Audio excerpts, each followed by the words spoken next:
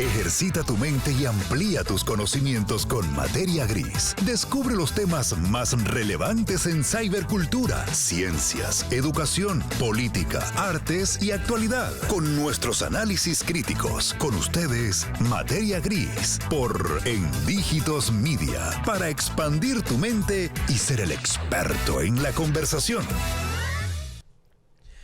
Señores, muchísimas gracias por estar acá en Materia Gris, por En Dígitos Media. Definitivamente nosotros quiero iniciar, primeramente, yo soy Jimmy Rosario, iniciar agradeciendo el apoyo que este programa Materia Gris está teniendo en nuestro público. Y de verdad que acá que me acompaña Yuberki Chevalier el día de hoy, y una gran invitada que sabrán, ¿verdad?, su nombre ahora mismo. Cuando conocemos hace algunos años, ¿verdad? No podemos decir que no hace tanto, no, pocos años.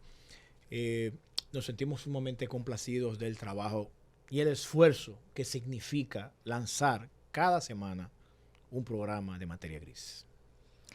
Así es, hola, yo encantada de verdad de estar en una nueva entrega de Materia Gris, un programa que definitivamente se encarga de llevar noticias buenas, edificantes a la población en general y que me honro de verdad de formar parte del mismo. Bueno, miren, ha pasado Semana Santa, gracias a Dios, pocos sucesos. Todo bien, la gente fue prudente, hizo caso en muchos, ¿verdad?, a las recomendaciones de las autoridades, pero hay que seguir, ¿verdad? Y es por eso que el día de hoy, señores, hemos traído a alguien muy especial, de las pocas que hay en el país, ¿verdad? Creo que solo tenemos dos. A la doctora Tadmilady Beltré de Sánchez. No se puede quedar el de Sánchez. Neurogastroenteróloga. De verdad que, Tami, gracias por aceptar la invitación a En Dígitos. Muchísimas gracias, Yuberki. Muchísimas gracias, Jimmy, por invitarme a tu programa. Y el de Sánchez, sin lugar a dudas, no se puede quedar, no puede quedar, porque es que Joimi es amigo de mi esposo. Entonces, imagínate que lo deje. No podemos dejar. Miren, mucha gente se preguntará, caramba, y neurogastroenterólogo. Yo creo que la primera pregunta, Yuberki, que debemos hacer es, ¿qué es eso, verdad? ¿A qué se dedica un neurogastroenterólogo? Y sobre todo sentirnos orgullosos de que en el país ya tenemos especialistas en este ámbito. Y yo soy de los que, como yo digo de broma, toma un lapicero y empieza a anotar, porque yo aprendo muchísimo acá. Yo sé que Yuberki también, y Radamés, que hoy no está con nosotros. Yo creo que vamos a aprender mucho el día de hoy. Hablemos un poquito sobre eso. ¿Qué es la gastroenterología y qué es un neurogastroenterólogo? Imagino que es un chin más allá, ¿verdad? Así es. Bueno, la gastroenterología atiende todas las enfermedades digestivas y con esta vamos a comprender cualquier entidad que guarde relación con alguna alteración que vaya desde el esfínter esofágico superior hasta el ano, incluyendo las glándulas anexas, hígado y páncreas. Bueno, la neurogastroenterología es la alta especialidad dentro de la gastroenterología que atiende las enfermedades que tienen una relación, un componente, una interacción cerebro-intestino. Hay muchas personas, como estaba conversando con Yuberki fuera del aire, que tienen alguna sensación, alguna preocupación, tienen una entrevista importante, una reunión de negocios, un examen, y antes de eso tienen mucho dolor abdominal o incluso van al baño porque se flojan, tienen diarreas. Ahora bien, ¿cuándo entra el neurogastroenterólogo? Cuando esas situaciones siempre ocurren sin un factor estresor, sin un factor que lo estrese de manera exagerada, que lo justifique.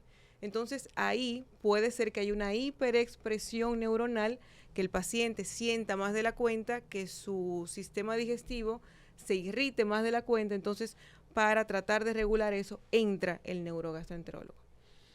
Quiere decir, doctor, que porque, y ahí tengo una historia que no puedo decir aquí, que recordé ahora, de una amiga, cuando yo tuve un proyecto hace un tiempo, y tuvimos que presentarnos al proyecto casi improvisado, y la amiga, cuando llegamos a ese proyecto, tuvo que ir al baño. Entonces quiere decir que eso es normal, ¿verdad? Hasta ese momento sí es normal. Que haya hiperdinamia en situaciones como esa es normal. Pero cuando eso ocurre siempre, como estaba diciendo Yuber, que puede ser que el primer día de radio pueda ocurrir eso. Ahora, cada vez que tengamos la misma actividad, una actividad cotidiana y ocurran ese tipo de situaciones, no. Ya ahí sí hay que levantar la alerta de que algo me está pasando y acudir al médico. En ese sentido, y escuchándole hablar, doctora, entonces pueden haber quizás falsos diagnósticos, por ejemplo, respecto a colon sensible. Como que esos casos que usted menciona, yo he visto como que muchas personas no encuentran una solución y el diagnóstico que le dan en algunos casos es el colon sensible. Sí, colon sensible, colon irritable, síndrome de intestino irritable son las entidades que la pueden componer. Esas entidades las ve el neurogastroenterólogo. ¿Por qué? Por lo mismo, es un paciente que siente mucho dolor, se le hacen colonoscopia, le hacen endoscopia, le hacen diversos estudios y no se llega a una causa orgánica que justifique esa sensación. Ahora bien, cuando ese paciente va donde el neurogastroenterólogo y hay una neuromodulación guiada por lo general por fármacos, ese paciente tiene mucha mejoría de sus síntomas, una mejoría significativa y se reinserta a su vida laboral cotidiana o su vida habitual. Ok, ya nos ha comentado básicamente cuáles son los síntomas que nos dan una alerta o nos indican que debemos asistir a un neurogastroenterólogo, ¿verdad? Ahora bien, ¿qué tipos de tratamientos entonces en ese caso aplicarían para esta condición? Bueno, ahí entra lo que es la medicina de precisión, que es uno de los puntos más importantes de la neurogastroenterología. Y puede ir encaminado desde la orientación de la modificación del estilo de vida, que eso se hace con la silla, en el consultorio, hablando con el paciente, hasta tecnologías que hay solamente para tratar ciertas entidades vinculadas a la neurogastro. Volviendo a lo que estábamos hablando, puede ser la modificación del estilo de vida, de cómo comer, de la realización de ejercicios habitualmente. Bueno, las recomendaciones que dan casi todas las especialidades médicas, porque esa es la base. Hay mantener un estilo de vida saludable. Y luego la farmacoterapia. Hay fármacos que, si se prescriben adecuadamente, pueden ir dirigidos directamente a la situación que tenga ese paciente. Y lo bueno de esto es de ir directamente a la diana de la enfermedad, es que disminuye la probabilidad de efectos secundarios y también disminuye la no adherencia al tratamiento, porque es un paciente que cuando se le administra el fármaco indicado se va a sentir mejor, más rápido, con menos efectos secundarios, entonces se puede ajustar más rápido a las recomendaciones del médico. Y por último, entonces, está la tecnología vinculada a la medicina, en donde a través de las nuevas herramientas podemos establecer un diagnóstico oportuno, un diagnóstico preciso y en algunos casos también aplicar tratamiento. Excelente. Obviamente cuando uno tiene un tema como este, nuevo incluso, ¿no? Solamente hay 2 especialistas en el país, uno usted y uno en Santiago. Y uno en Santiago. Ya ustedes saben, entonces, esto es de última, en dígitos como siempre, ¿verdad? La primicia. Adelante. Y Jimmy hizo la tarea, de seguro. Sí. No, ahí es que voy yo. Si vamos a hablar de un tema, entonces tiene que hablar, ¿verdad? Uno tiene que leer sobre el tema y uno investiga. Y pregunta, ¿a qué llamamos un colon irritable, ¿verdad? El síndrome del intestino irritable, perdón. ¿Qué es eso? ¿A qué, quién, no sé si es válido preguntar? Yo creo que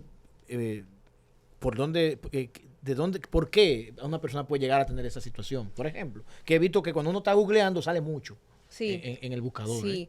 El síndrome de intestino irritable es una de las entidades, conjuntamente con otras que ve el neurogastro, que están dentro de unos criterios llamados criterios de Roma. Ya vamos por criterios de Roma 4, ya dentro de unos años llegará el criterio de Roma 5, que es cuando un grupo de expertos se reúne, debate una situación y ya acuerdan unos criterios para hacer el diagnóstico.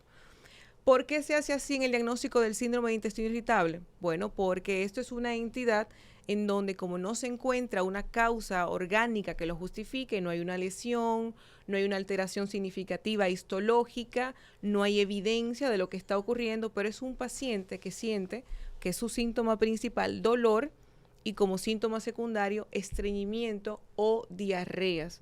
Eso es lo que tiene que tener el paciente. Ahora, ¿por cuánto tiempo debe tenerse el paciente esta situación? El inicio de estos síntomas debe ser hace 6 meses y debe mantenerlo durante 3 meses. Okay. Esos son algunos de los criterios para establecer síndrome de intestino irritable. ¿Y cómo se va a manejar? Bueno, en dependencia de la condición del paciente, podemos ir con medicamentos que disminuyan el espasmo, antiespasmódicos quizás, pero ya más adelante están otros fármacos ya entrando un poquitito más en materia, y dentro de estos está la linaclotida.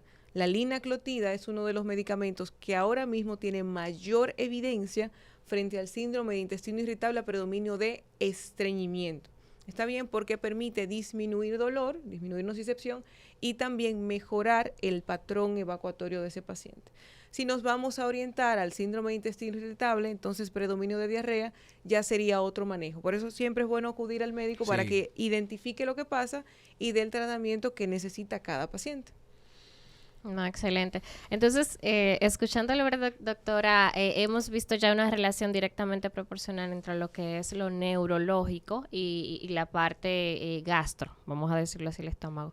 Entonces, hay casos de personas quizás que cuando atraviesan una dificultad, problema o situación personal, se enferman del estómago quizás solo por ese tiempo, y al atender entonces neurológicamente esa afección, entonces ya lo del estómago se resuelve. Le pregunto es porque me preocupa que en muchos casos, debido a esto mismo, hay muchos falsos diagnósticos de gastritis y otras dolencias del estómago, y esos tipos de tratamientos son muy severos, son muy duros cuando la causa raíz, vamos a decir, es otra. Por eso me ha llamado muchísimo la atención el tema. Qué lindo, qué bueno que en el país ya tengamos y contemos con usted como neurogastroenteróloga, porque es algo incluso que desconocía totalmente, y yo creo que es muy bueno y oportuno edificar a la población a que pueda identificar esas señales y entonces acudir a un especialista como usted. Sí, sobre todo en la parte que estabas hablando de la gastritis, de la falsa gastritis. Quizás la falsa gastritis es en el boca a boca. El vecino, ay, tú tienes gastritis. Exacto. No, porque cuando se realiza el estudio, se evidencia, bueno, quizás pudiera tenerla, le colocamos gastropatía, y cuando se le realiza la biopsia, se toma la muestra y se envía el estudio histológico, ahí se sabe si sí o si no. En la materia de neurogastro tocaste un punto muy importante, y es algún traumatismo que pudiera tener ese paciente. Y es así. Lamentablemente vemos con mucha frecuencia en la consulta y también cuando se hacen las terapias, pacientes que cuando se vuelven a interrogar, ya el paciente cuando establece una confianza con el médico, en las mujeres sobre todo, que tienen el antecedente de violación. Y secundario a la violación pueden desencadenar o diarreas o estreñimiento. ¿Está bien? Sobre todo cuando el acto se produjo por una penetración anal, rectoanal. Entonces, después de ahí, el paciente comienza a padecer eso. ¿Cómo nos damos cuenta? Porque cuando se le hacen estos estudios, las estructuras, el recto y el esfínter anal, prácticamente están conservados cuando ya eso ocurrió hace mucho tiempo. Entonces, cuando se reinterroga al paciente, nos damos cuenta de lo que ocurrió, cuál es la real patología de base. Esos pacientes deben ser guiados por psicología, por psiquiatría, y ya el manejo farmacológico y sobre todo las terapias de biorretro ya por neurología. Son pacientes que por la condición no tienen una coordinación adecuada en el contexto del paciente con estreñimiento, no tienen una coordinación adecuada de la expulsión de las heces. Cuando deben relajar el ano, aprietan y entonces eso lo que provoca es un estreñimiento, pero el estreñimiento es por la poca coordinación rectoanal. Y eso lo sabemos por un adecuado interrogatorio y luego la recomendación de los ejercicios. De manera que es muy importante ir hablando con el paciente, de la mano con el paciente, tratar de hacer la mejor empatía para llegar al diagnóstico más preciso. Señores, miren cómo lo psico, ¿verdad?, afecta, digamos, lo físico. A todo. A todo. Sí. Y a veces no entendemos cómo una cosa está relacionada con otra. Señores, estamos charlando con la doctora Tacmi Lady Beltré de Sánchez. Ella se ríe cuando yo le digo así. neurogastroenteróloga. Es importante que ustedes sepan el perfil de nuestra invitada. Nuestra invitada, con todo y que es muy joven todavía, la doctora. Es Joven muy aún. Es muy joven aún. Ajá. Es gastroenteróloga con alta capacidad o especialidad en neurogastroenterología. Miembro de la Asociación Americana y Europea de Gastroenterología y de la Asociación Mexicana, Latinoamericana y Española en neurogastroenterología. Ella cuenta con artículos publicados en revistas nacionales e internacionales. Esto es de muy alto nivel y yo me siento sumamente orgulloso de tenerla acá por dos razones importantes. Primero, porque la conozco hace mucho tiempo y la conozco de cuando era estudiante de medicina. Así mismo. Por allá, cuando era novia de nuestro amigo Gamaliel Sánchez, que anda por ahí. Y de igual forma porque nosotros como en Dígitos Media y como programa Materia Gris le estamos dando a ustedes una información de primera mano, de alto nivel, de una persona con las capacidades científicas para hablar con muchísima propiedad de este tema. Y así que si a usted se le ha pasado algo, la ventaja es que como esto está en YouTube, en Dígitos Media, en todas nuestras redes sociales, usted lo que hace es que le da para atrás, ya, y vuelve otra vez y lo escucha. Y cada vez que sea necesario, usted le da hacia atrás, que es la ventaja, ¿verdad?, de tener esto colgado en internet y que permite que uno pueda tomar sus apuntes por si se le pasa. Yo quiero hacerle una pregunta. Yo me caracterizo, Yuberki, por hacer a veces algunas preguntas medias jocosas, pero es parte de, ¿verdad?, de la dinámica de acá de Dígitos y de Materia Gris. ¿Qué tanto hay que estudiar para hacer? Yo que vengo del área académica, Yuberki también, y siempre, porque hay un tema que hay que tocarlo.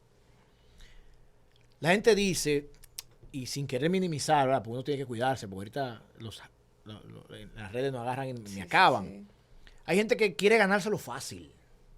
Hay gente que no quiere estudiar y que entiende que estudiando no se logran objetivos o que tal vez tú no puedes tener un estilo de vida cómodo, ¿verdad? Y creo que nosotros somos ejemplos. Ninguno nacimos en cuna de oro, como decimos en dominicano, sino que hemos tenido que estudiar muchísimo y obviamente trabajar muchísimo. Entonces, yo creo que también doctora Tammy es un ejemplo. Yo creo que de crecimiento y superación por ser mujer y obviamente porque tal vez Tammy no vive en Naco, pues, sin querer, ¿verdad?, maximizar a Naco, sino que tal vez no viene de una familia de nombre, como decimos aquí, pudiente. Y tiene una especialidad de las pocas personas en el país. Entonces, es importante que quede claro la importancia, vale la redundancia, de estudiar, ¿verdad? Yo quiero dejar eso ante la gente que nos ve, que hay que estudiar. Y yo creo que es bueno también que quede reconocido acá el esfuerzo que la doctora Tammy ha tenido que tener para poder llegar a esta especialidad, que aquí hay 2 en el país. Quiere decir que si solamente hay 2, es porque no todo el mundo ha llegado ahí y no es fácil, porque si no mucha gente fuera neurogastroenterólogo, ¿verdad? Entonces, ¿cuántos años más o menos hay ahí medio acumulado? No me le sumen los años a la doctora. Lo que aparento, Lo que aparento. ¿Cuántos Me años más. tiene la doctora acumulado? Por lo menos, ¿cuántos años para llegar a una especialidad como esta, siendo un buen estudiante, ¿verdad? Porque si no es buen estudiante se tarda un poco más. ¿Qué tan difícil es ser un neurogastroenterólogo? Bueno, no sé si tan difícil. A mí me ha sido un poquitito más difícil por razones varias. Y es que hemos pasado un poquito de trabajo, porque antes de poder graduarme de medicina, yo comencé en la UAS y costó un poquito. Entonces apliqué para estudiar en Cuba, no quedé, volví a aplicar, tampoco quedé y bueno, ya. Mira qué importante el esfuerzo y la persistencia. La persistencia. Perseverancia, así es. Quiere decir que usted Apliqué 2 veces. aplicó 2 veces y no pudo. Y no quedé.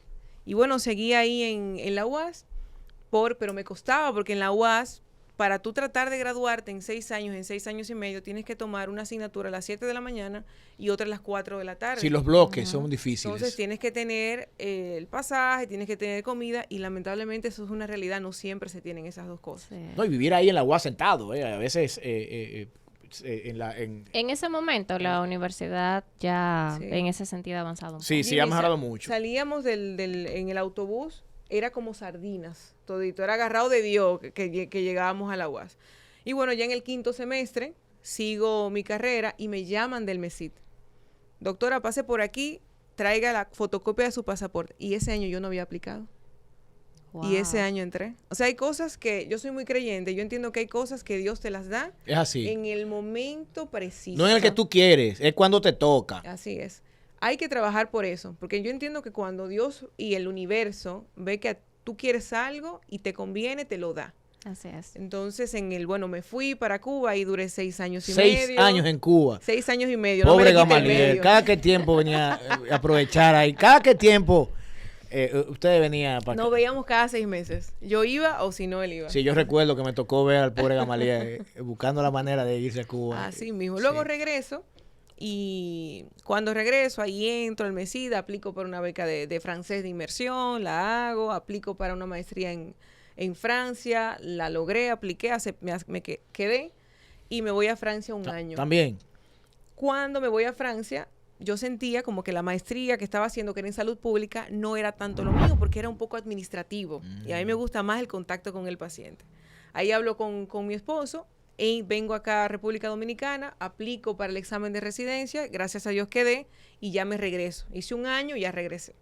Hago los 4 años de medicina interna en el Gautier, termino la medicina interna, luego aplico para gastroenterología en el centro de gastro, gracias a Dios también quedé, que era la que quería, y bueno, ya después de ahí aplico, busco, porque me sentía como que me faltaba algo para el manejo de los pacientes, porque estos pacientes son muy crónicos, y ahí comienzo a investigar. Me encuentro, la neurogastroenterología es una ciencia relativamente nueva, veo que el mejor lugar para esto era México, en el Instituto Nacional de Ciencias Médicas y Nutrición, hago la rotación, y gracias a Dios aplico y también quedo, y bueno, ya... terminando, hace poco menos de 3 semanas que estoy en el país para tratar de brindar lo mejor de mí. En conclusión, 17 años. 17 años. ¿Ustedes escucharon? La doctora definitivamente es un ejemplo de perseverancia, como ella bien lo dice. Y de superación. Un mensaje también a los jóvenes de que cuando se quiere, se puede. Claro. Porque obstáculos siempre vamos a encontrar en el camino, pero esa persistencia, esas ganas de crecer son las que van a hacer la diferencia. Y también es un ejemplo de que el Estado Dominicano, fuera de todo, aquí ya no estoy hablando de gobiernos ni de partidos porque abarcaron incluso diferentes periodos, brinda también herramientas, oportunidades, apoyo a los jóvenes. Pero yo también soy fruto de eso, recuerda, yo vengo de becas también. Basta de quejarnos, basta de juzgar o acusar a la vida que me tocó, a la situación, que al gobierno, que a Dios. Que la cosa está muy y mala. pongámonos las pilas y salgamos, porque la doctora es un vivo ejemplo, es una profesional a carta cabal. No, internacional, excúsame. Sí. Porque ella tuvo 6 años y medio en Cuba. Y a base de mérito en propio. Francia un año. Un año. Y en México un año. A base de mérito propio. ¿Entienden? Miren, eso no es indiscutible. Sobre a todo que nos ha tocado estudiar afuera, sabemos que, señores, lo más fácil es estudiar en su país. Y hay gente que se queja. Y es lo más fácil estudiar aquí. Y aún así hay gente que se queja. Imagínense estudiar una carrera como esta, que no es fácil, fuera de su país. Y muchas veces tal vez sin esa facilidad de que papi o mami nos deposite $2,000 o $3,000 en la cuenta para resolver. Todo el que ha estudiado fuera sabe lo difícil que a veces se pone cuando esos fondos no llegan. Y tú como quieras tienes que tener alto rendimiento. Y voy a decir la frase de un amigo llamado Cristian Sánchez. No hay, señores, no puede haber un pretexto a fallo. ¿Entiendes? No puede venir de quejarte. Seguir no hay excusas. No hay excusas para seguir. Hay que seguir, porque o sigues o sigues. Entonces yo quiero reiterar mi reconocimiento a la doctora Tanmi por sus 17 años. Uno lo dice así, no es fácil. No es fácil. Eso tiene la hija mía mayor, 17. Nairobi. 17 años de esfuerzo. Señores, estamos charlando con la doctora Tanmi Lady Beltré de Sánchez, neurogastroenteróloga. Y yo creo que tenemos que ir a una pausa, porque el señor director nos está haciendo señas allá. Pero luego de la pausa vamos a continuar con este tema tan interesante que es la neurogastroenterología que hasta es difícil de mencionar. Imagínense estudiar. Si es difícil de mencionar, imagínense lo difícil que es de estudiar. Todavía tenemos muchísimas informaciones importantes. Yo creo que vamos a hablar aquí un poco sobre los lugares donde uno podría, ¿verdad?, asistir en dado caso de sentir alguna situación de este tipo. Y voy a tirar una preguntita ahí. ¿El seguro médico cubre...? No la tiré ahí. No. Vamos a tirar. ¿El seguro médico cubre la gastroenterología? Luego a la pausa continuamos con Materia Gris por En Dígitos Media. No se vayan. ¿Listo para expandir tu mente? Mantente informado y en el juego con Materia Gris. No te pierdas nuestros análisis críticos sobre temas de cibercultura, educación, política, ciencias, artes y temas de actualidad. Esto es Materia Gris por En Dígitos Media, donde la información es libre y tu opinión es valiosa. En Dígitos Media, tu plataforma de noticias y entretenimiento. Visítanos en endigitos.com y síguenos en Facebook, Instagram y YouTube para no perderte nada. En Dígitos Media, la plataforma de contenido digital de la próxima generación. ¿Listo para expandir tu mente? Mantente informado y en el juego con Materia Gris. No te pierdas nuestros análisis críticos sobre temas de cibercultura, educación, política, ciencias, artes y temas de actualidad. Esto es Materia Gris por En Dígitos Media, donde la información es libre y tu opinión es valiosa. Señores, aquí estamos. Yo dejé una pregunta antes de irnos a la pausa. Pero tengo otra pregunta, porque ahorita dice Yuber que no la deja hablar y se queja. Dice no la deja hablar. Entonces, ella dice siempre que Radamés y yo no la dejamos hablar. Yo dejé una pregunta antes de irnos a la pausa. Y es una pregunta que yo sé que muchos de ustedes se la están haciendo. Y es, ¿los seguros médicos cubren la consulta para neurogastroenterología? Bueno, en sentido general, la gastroenterología en sentido general, ¿verdad? Entiendo yo. Ahí lo cogen los seguros. Bueno, mira, lamentablemente es un dolor de cabeza que el sector salud tiene con las aseguradoras, porque como estábamos mencionando, todos estos estudios son necesarios, no son estéticos. El paciente va y se los hace porque tiene una necesidad. Entonces, si el paciente paga un seguro médico, se supone que es para que cubra sus necesidades. ¿Y por qué digo esto? Porque no todos los seguros cubren todos los estudios. Algunos seguros cubren manometría esofágica, manometría no rectal, pero muchos de estos no. Entonces, se está intentando conversar con ellos, llegar a un consenso, pero ni siquiera se entiende, o al menos yo no entiendo, por qué hay que conversar tanto algo que es una necesidad para el usuario que está pagando el servicio. Concho, y tanto dinero que se paga en eso, ¿eh? Sí, y ante todo que el sector salud aquí en el país conoce bien de la gran cantidad de casos relacionados con enfermedades vinculadas directamente a la gastroenterología que están afectando a la población dominicana, e incluso también dentro de las tasas de mortalidad. Yo sé que las afecciones ligadas a la gastroenterología, yo sé que ocupa uno de los primeros lugares. Entonces, yo creo solo que, por eso. pero yo creo que eso que tú dices y que dice la doctora Tanmi es motivo de reflexión. Uh-huh. Porque sabemos que en la salud es un negocio. Vamos a estar claros. Pero también se tiene que ser un poco sensible. Porque definitivamente solo Dios sabe la cantidad de gente que muere y que llega a casos críticos por no tener esa capacidad de pagar lo que cuesta una consulta. Y señores, vamos a estar conscientes. Usted puede decir, bueno, la doctora Tanmi podría hacernos una rebaja.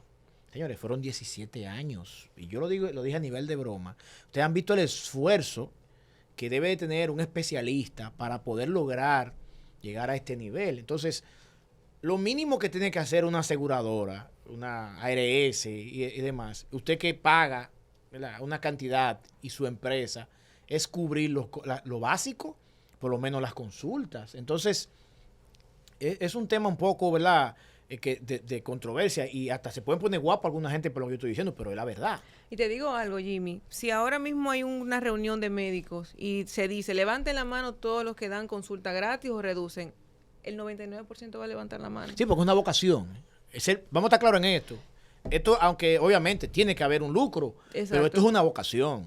Pero, y tomemos en cuenta también que, ok, los 17 años ya tiene la formación de vida, pero ese doctor incurre en gastos como consultorio, secretaria, temas tecnológicos para archivar los expedientes de sus Yuberki pacientes. tiene una vida, ya duró 17 años estudiando, tiene que vivir estar también su en vida. constante actualización. Sobre todo. Y esa actualización cuesta.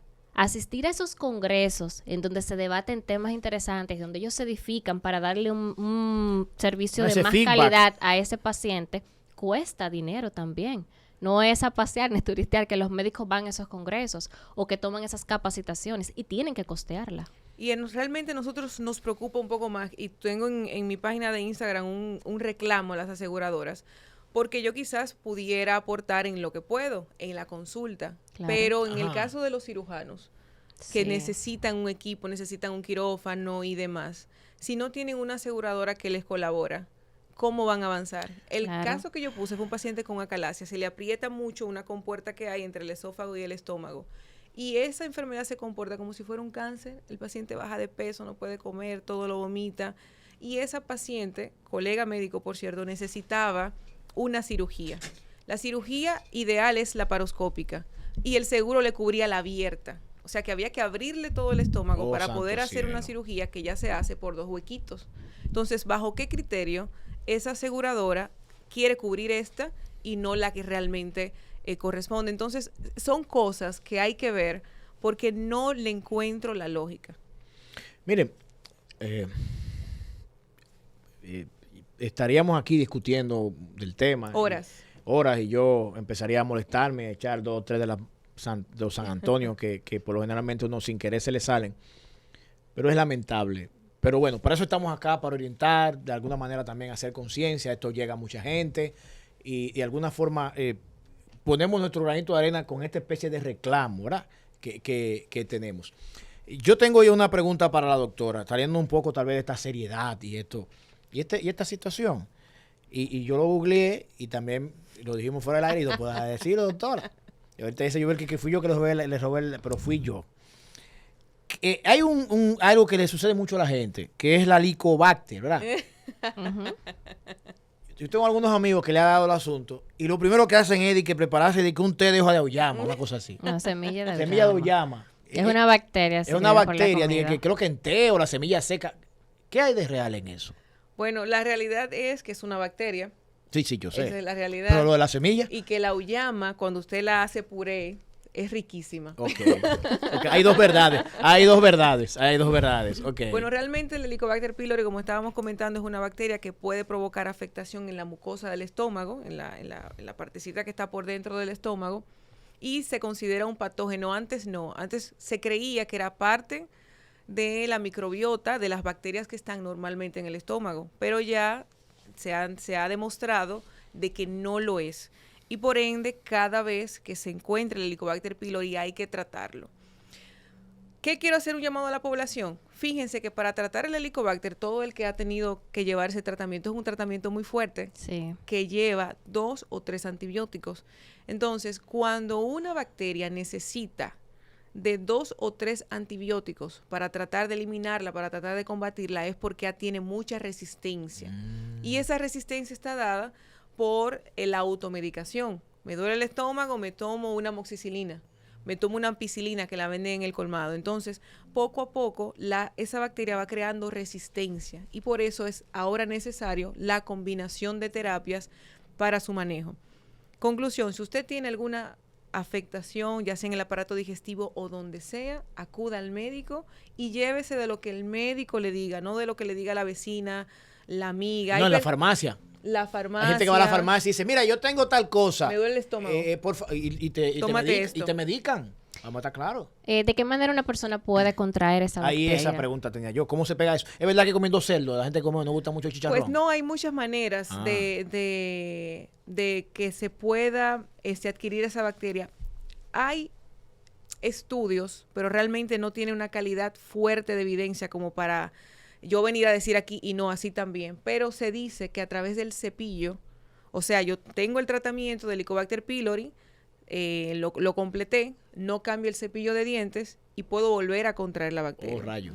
por la pareja. Pero como les dije, eso todavía no es exactamente, no es ciencia constituida. Y a través de los alimentos también que estén contaminados pudiera ser otra de las causas de contraer el Helicobacter pylori. Por eso siempre se les recomienda a la persona que higienice bien los alimentos, se le dan esas medidas off-label que había comentado y demás. En conclusión, señores, la semilla de auyama no es tratamiento. No es un tratamiento para es una bacteria que tiene que ser tratada incluso con varios antibióticos.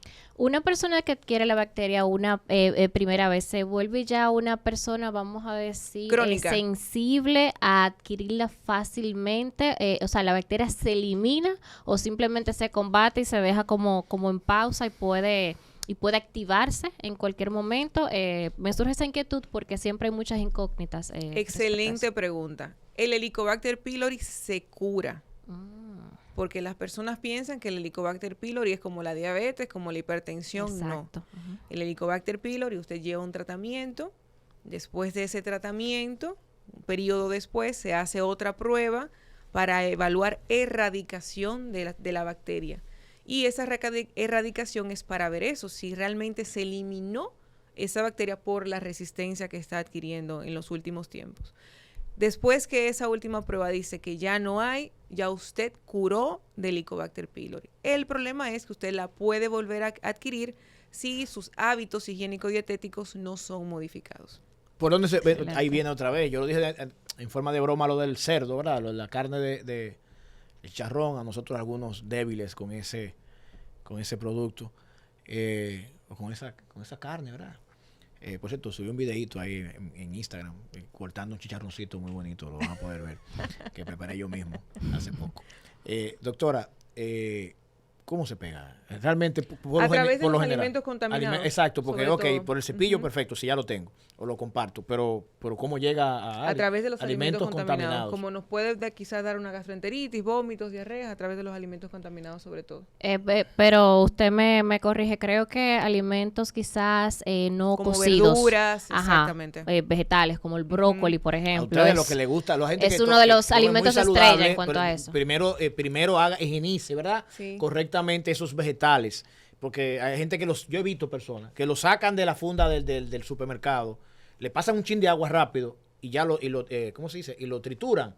Yo entiendo que no es correcto, hay que ponerle algún tipo de, ¿verdad? De qué sé yo, cloro o algo. Claro que sí, por el tiempo establecido. Nos tuvimos el caso de una paciente que volvía con la bacteria, volvía, doctora, pero es que yo lavo bien las verduras, ella comía mucha verdura, está bien comer mucha verdura.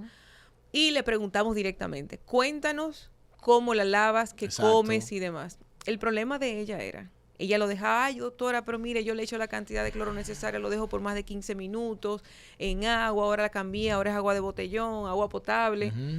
Y el detalle era que ella dejaba las verduras en el fregadero, en el lavaplatos. Que ya estaba contaminado. Que ya estaba previamente contaminado por todo lo que uno echa ahí.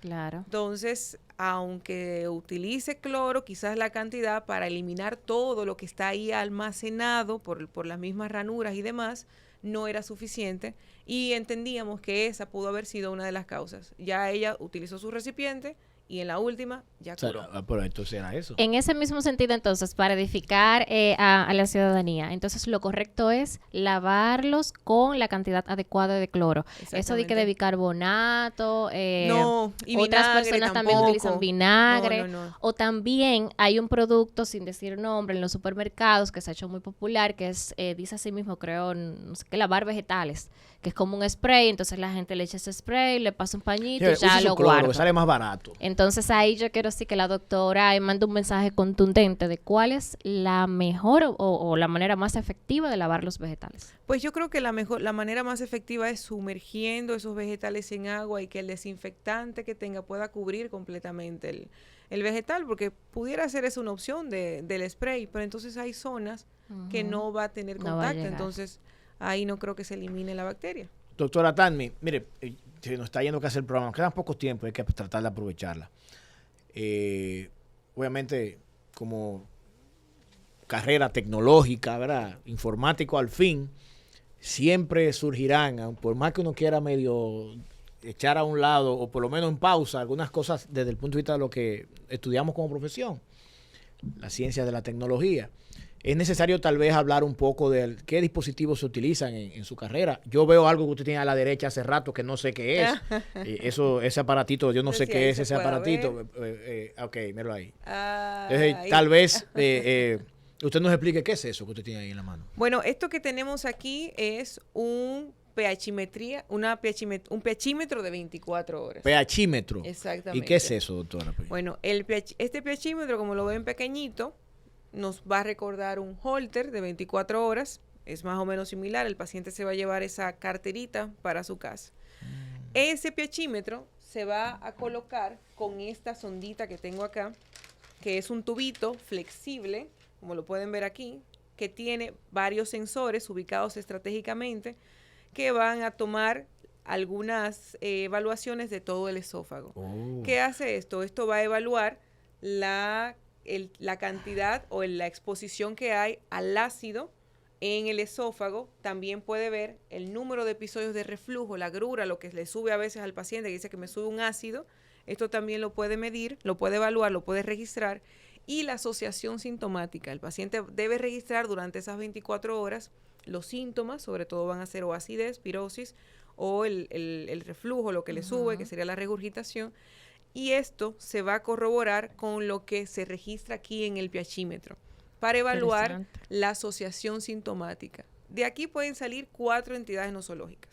Que el paciente esté normal, que el paciente tenga enfermedad por reflujo gastroesofágico, que es cuando ese tiempo de exposición al ácido tiene un valor que consideramos alterado, patológico. Esófago hipersensible, que es quizás no está tan alterado el pH, pero lo que el paciente siente lo registra y sí se corresponde con las caídas de pH de aquí.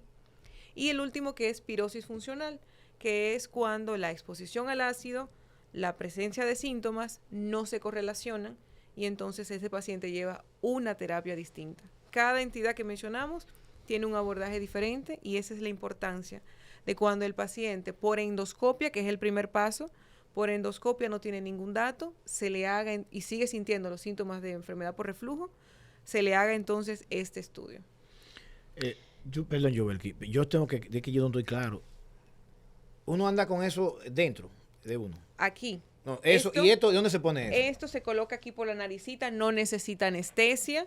Por la naricita, como si fuera un levincito. Hasta allá. Hasta aquí, hasta el esófago. Usted se le va a pegar aquí con un poquitito de adhesivo, eso prácticamente ni se yo nota. he visto personas con eso. Pero pasa que uno no le quiere preguntar, pues no le da como cosa. Yo he visto personas con eso, yo lo he visto, es cierto. Pocas, como 2 veces me ha tocado.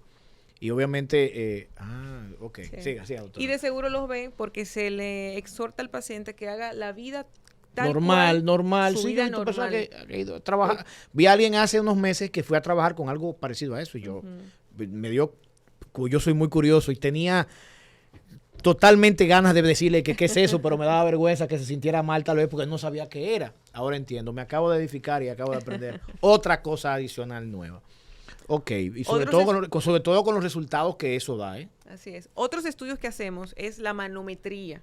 La manometría es una sonda también que tiene muchos sensores, puede tener hasta 36 sensores que puede evaluar la presión, el movimiento del esófago y de sus esfínteres. Ya habíamos comentado los esfínteres, el primero conecta la boca con el esófago y el segundo el esófago con el estómago. Y gracias a eso podemos ver el movimiento y ahí diagnosticar trastornos motores que no son frecuentes, pero cuando aparecen producen mucha sintomatología como dificultad para tragar, dolor torácico, pueden perder peso, vómitos de comida vieja incluso, y a través del otro equipo se puede evaluar. En el caso de la manometría no rectal, podemos evaluar las presiones del esfínter anal y del recto. Y entonces a través de ahí identificar algunas causas que sugieran el por qué el paciente tiene diarrea o el por qué el paciente tiene incontinencia o el por qué el paciente tiene estreñimiento. Entre otras entre otras tecnologías que tenemos en neurogastroenterología. Excelente.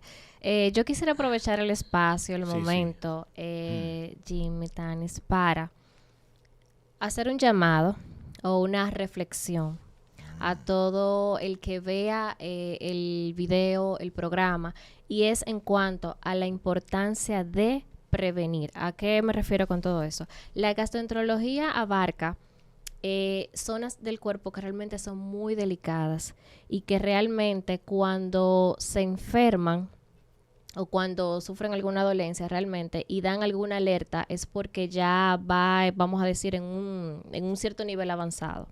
Entonces, la importancia de prevenir radica en, señores, hay que hacerse una endoscopía y una colonoscopía, o sea, Tú dices que hay que hacérsela aunque no sea, aunque uno, importantísimo. porque hay una edad que la doctora dijo que hay que hacérsela, que yo estoy casi, me faltan unos días todavía para llegar ahí. Yo estoy casi llegando ahí. No. Yo creo que aún no tengas una dolencia, debes acudir a un especialista y hacerte ese chequeo preventivo. Si todo sale bien, pues el médico te dirá, mira, regresa en 4 años o regresa en 5 años. O él te dará las orientaciones. Sí, porque hay que hacer una inversión, Joel, que espérate, lo que pasa es que hay que hacer una inversión. Pero hay especialidades, por decirlo así, o hay médicos especialistas a los que hay que visitar de manera preventiva para evitar temas a futuros. Y yo creo que la gastroenterología es una de esas. La doctora me podrá secundar ahí al respecto. Yo tengo un amigo que hace poco, y puedo decirlo aquí, todo el mundo sabe, yo soy amigo de Roberto Fulcar, ex ministro de Educación, un gran líder político que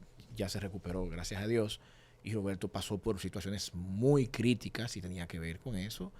Incluso tuvo que irse fuera del país. Y qué pena que tuvo que irse fuera del país cuando tal vez este tipo de casos pueden ser resueltos acá en República Dominicana. Y por eso, con especialistas como la doctora Tani, entendemos que cada vez será menos necesario hacer eso. Muy bien. Bueno, ya respondiéndole a ambos, entiendo que es un punto medio. Okay. Quizás no... Y yo nunca estamos de acuerdo. No decidir, me voy a hacer una endoscopia, me voy a hacer una colonoscopia, pero sí hay que ir al médico. Okay. ¿Está bien? Y no esperar a tener una sintomatología, a tener una dolencia para acudir, sobre todo en los pacientes que tienen antecedentes de cáncer. Okay. El paciente que tiene antecedentes de primera línea, dígase padre, madre o algún hijo con antecedentes de cáncer, debe acudir al médico. En el caso de la colonoscopia, se realiza o se ha recomendado ya, anteriormente eran 50 años, ya se bajó a 45 años, porque había un porcentaje de pacientes que debutaba antes de los 50 con cáncer de colon. Entonces, la importancia aquí es realizar la colonoscopia, detectar alguna lesión precancerígena, extirparla y entonces garantizar que al menos de eso el paciente no va a partir. Que eso es lo que queremos hacer, crear conciencia en eso. ¿Por qué? Porque esas lesiones precancerosas no dan síntomas. Y cuando el paciente ya viene a tener los síntomas característicos, sangrado rectal, pérdida de peso, presencia de masa, ese acintaje cuando hacemos la pupú finita, ya el paciente tiene una lesión avanzada y es ya difícil el tratamiento. Y la oferta por lo general que se da o son muy agresivas, una cirugía, quimio, radio o un tratamiento paliativo. Entonces, eso lo podemos evitar. El cáncer de colon es el tercer cáncer más frecuente en el mundo y es el segundo en mortalidad. Atención, Atención, Repítalo, doctora, por favor. El cáncer de colon es el tercer cáncer en cuanto a frecuencia en el mundo y el segundo en mortalidad. Pero da mucha pena porque el 90% de esas lesiones pueden ser prevenibles. Hablemos en ese mismo sentido entonces del estreñimiento, que a nivel general en la población se entiende que es normal. No, eso es que él come muchos víveres o mucho plátano. O sea, tradicionalmente vamos a ser sinceros y llanos para que la gente entienda. Y en las mujeres, que es muy frecuente, también, no, es que los hombres son más vamos a decir, colon sensible, y las mujeres son más tendentes a sufrir de estreñimiento. Entonces, sí, cuéntenos un poquito al respecto de la importancia de atender esa dolencia en específico, que es el estreñimiento. Bueno, el estreñimiento no es normal, es como normalizar, como decir, es normal ser hipertenso, es normal ser obeso, es normal tener diabetes. No es normal, es una enfermedad que va a obedecer a diferentes causas.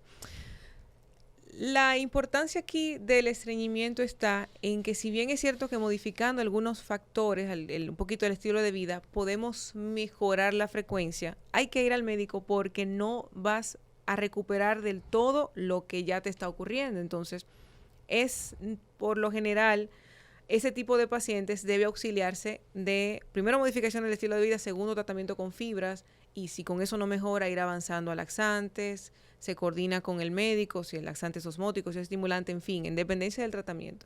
Pero el estreñimiento obedece diversas causas. El estreñimiento puede ir para seguir con la línea del cáncer de colon. Claro. Puede ser cáncer de colon.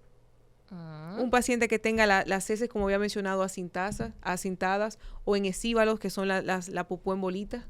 Y eso es porque tenemos una masa en el recto que comprime, que no permite que se forme adecuadamente, entonces sale así, o por trocitos.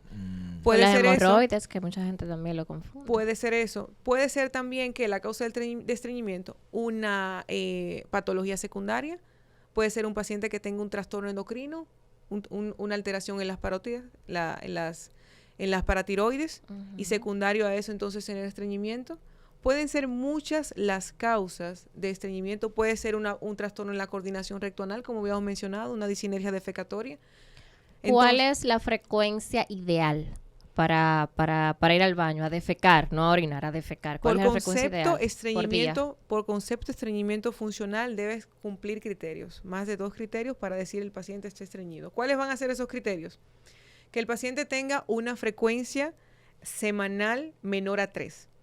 Que el paciente tenga, de acuerdo a la escala de Bristol, 1 o 2. Eso es que la popó sea muy, muy, muy dura, que sea tipo bolitas, o que sea ya más formada, pero muy dura. Que tenga sensación de evacuación incompleta. Que vaya al baño, se pare, pero dice, cónchale, como que no he terminado de evacuar. O también que el paciente tenga la necesidad de las maniobras digitales. Hay pacientes que necesitan introducirse los dedos para terminar el acto defecatorio. Y ojo con ese último criterio, porque hay muchos pacientes que necesitan utilizar los dedos porque tienen secuestro fecal. ¿Y a qué me refiero con secuestro fecal? Que por alguna alteración anatómica y estructural, parte de la materia se acumula en un lado y ahí es cirugía lo que necesita. Entonces son muchísimas las causas y por eso hay que ir al médico. Volvemos a lo mismo. Bueno, mire, señora. Yo estoy fascinada, fascinada. Lamentablemente, se nos agotó el tiempo con la doctora Tadmi, pero eso significa que debe haber un segundo programa. Definitivamente, hasta un tercero. Y definitivamente los temas han sido muy interesantes. Yo creo que aunque hemos agotado una buena agenda de temas, yo creo que aún así todavía va a ser necesario hacer un segundo programa ya profundizando en algunas cosas. Por eso queremos reiterar el agradecimiento, ¿verdad, Yuberkis? A la doctora Tadmi Lady Beltré de Sánchez. Yo no voy a dejar de decirlo completo. No. Claro, neurogastroenteróloga, déjeme decirle, de los dos neurogastroenterólogos que tenemos en el país. Acá, por Materia Gris, tenemos el honor, el privilegio de tener a la doctora Tadmi, con la cual hemos agotado una serie de temas sumamente importantes e interesantes. Por ende, doctora, es necesario que usted diga los contactos. Lo hemos puesto en pantalla, pero yo quiero que sea usted que lo diga, porque yo sé que hay mucha gente que tal vez tiene muchas otras preguntas, inquietudes. O se ha identificado con una de las... Y va a querer tal vez ir a una consulta. Entonces, es necesario, vital, porque si no, la gente nos acaba por las redes. Si nosotros no ponemos los contactos suyos y cómo la gente puede tener acceso a usted. Claro que sí, estamos en mi tierra, en Boca Chica, en Unigastro Boca Chica. Estamos también en el Centro Médico Bienestar Renal, zona oriental, en el Instituto Cardiovascular del Este, zona oriental, y en el Centro Médico Real, ya en el Distrito Nacional. Para también, nos pueden seguir a través de las redes sociales en doctora Tami Beltré. THAMY Beltré. Ahí está el teléfono, señores, la doctora gastroenteróloga, la doctora Tami Beltré, 809-361-5511. Mira, tengo buena vista todavía, todavía estoy bien. Bueno, pues lamentablemente se nos ha ido el tiempo. Señores, reiterar acá la doctora Tadmi Lady Beltré de Sánchez, que ha estado junto a Jimmy Rosario, a Yuberkis Chevalier y a Jimmy Rosario. Hoy en Materia Gris, luego de una Semana Santa, a propósito de eso, si usted se dio sus harturas de habichuela con dulce y una serie de cosas, no venga a llamar a Tami para decirle que le duele la barriga. Vamos a estar claros en eso. Ya me llamaron. Ya le llamaron. Esos son efectos secundarios de esa hartura de habichuela que usted se dio con batata y galletica. ¿Cómo se llama la galletica esa que tiene la crucecita? De esa galletica de leche. Pero hablando en serio, doctora, de verdad que usted queda comprometida a regresar acá a Materia Gris. Y señores, eso no fue el tiempo. Hasta un próximo programa. Recuerden nuestras redes sociales, que por ahí estaremos dándole respuesta a todas sus inquietudes. Muchas gracias. ¿Quieres ser el más inteligente en la conversación? No te pierdas Materia Gris, análisis crítico sobre cibercultura, educación, política, ciencias, artes y temas de actualidad. Claro está, por En Dígitos Media, donde la información es libre y tu opinión es valiosa.